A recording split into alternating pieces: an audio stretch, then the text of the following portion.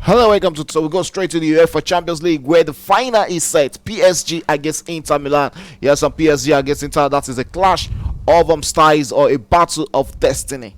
Yeah, that for me is a clash of I never won it before, and Yeah. I sparsely won it. Inter won it last in 2010. That was about 15 years ago, and before then, I don't think Inter won it since 1971 or so. So it's a clash of teams that really want to have the accolade, the Champions League accolade, and both of them are meeting final. I'm going to tip PSG to get it because they are hungrier. They should be hungrier, and Luis Enrique is hungry. Luis Enrique wants to prove a point, and I'm sure the owners of PSG right now are going to be meeting with Enrique and the boys. I'm promising them heaven and earth. Yeah, That, look, they're doing that. just get us this trophy, guys. Just change our status. Change us. Let us not be like Arsenal anymore. Let us win Champions League once. Let's take it.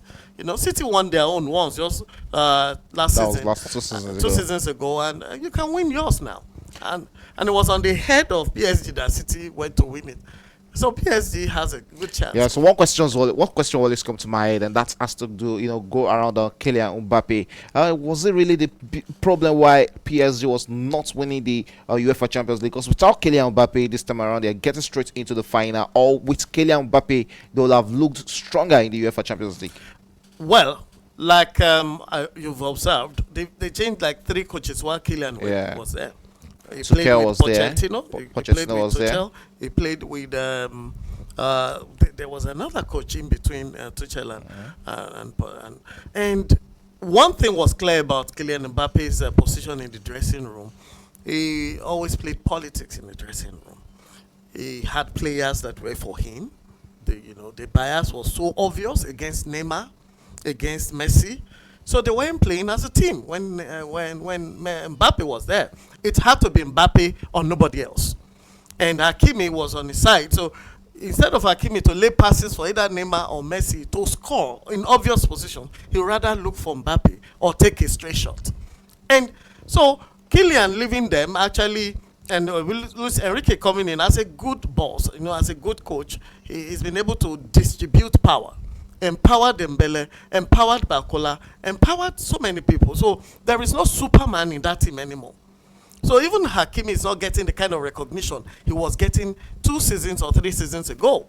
He's another one of those players now, and he can be substituted. Yeah. You can see Mendes doing a lot of wonderful work on the left. You can see the midfield, Vitinha. You can see all these boys performing wonders there, and they're playing their best for the team without any superior person that dominates them. So yes, I think Kylian Mbappe leaving them is a good omen for them. Okay, on the side of Inter Milan, you see the Inter Milan balance and defensive still win it all like they nearly did in 2023. Well, Inter Milan is coming into this game having come out of a very brutal semi-final. So they come in with, shall I say, fresh blood. They have this fresh hunger and they've drawn blood. If you're a gladiator, that is the case where you've defeated like the giants. So they're coming in superior and favorites. However, they're not very solid as a team in the midfield. They only have some superb players who can take chances. Give them 2 chances, they score 1. Or give them 2, they score 2. All right, they have 1 or 2 of those converters, and then a rock-solid defense. But in the middle, they're almost blank. So PSG has the middle, and PSG has wingers. And they're also playing they have wing backs to support the wingers. So you could see Dembele roving in front of the penalty area. He's not actually stationed at the wings because Hakimi is right there and Mendes is there. So you see Bakola throwing around. So and PSG has... It's more of a systematic team. Yeah, they have a more cohesive team, and they could be more tactical than a more defensive and a more, they are just like defensive and score kind of thing, counter-attack technique. So I see them getting shot. PSG is going to play more of the ball. They are going to try and score as they did against Barca, but it depends on what Marquinhos can bring to the table with his backline. Yeah. Yeah, but I think Inter are not going to find it funny.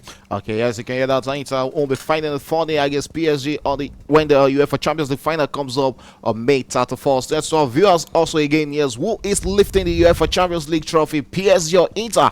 You can drop your prediction in our comment section. So